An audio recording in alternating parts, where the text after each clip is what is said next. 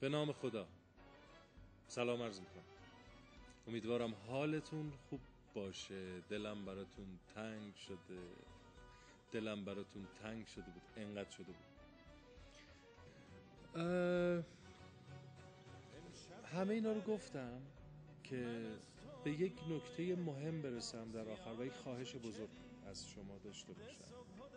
ما که همیشه همدیگر رو دوست داشتیم خیلی، یعنی من همیشه عاشقتونم.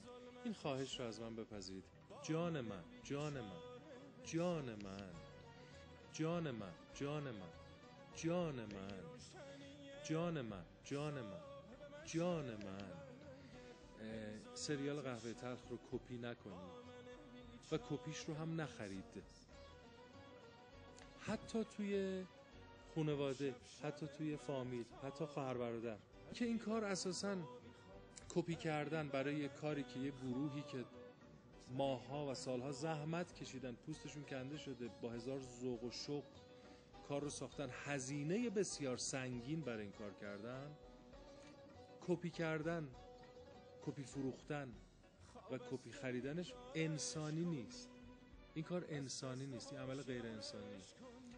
کپی کردن، کپی فروختن و کپی خریدنش انسانی نیست.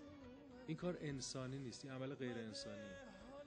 یعنی زحمت همه آدم هایی که این همه رو این کار وسواس داشتن و پوستشون کنده شده، هیچ انسانی نیست. این کار انسانی نیست. مهمترینش اینه که جان من، جان من، خواهش میکنم، اینه که جان من، جان من، خواهش میکنم کپی نکنید، کپیش هم نخرید، کپیش هم از کسی نگیرید، اصلا هدیه هم نگیرید.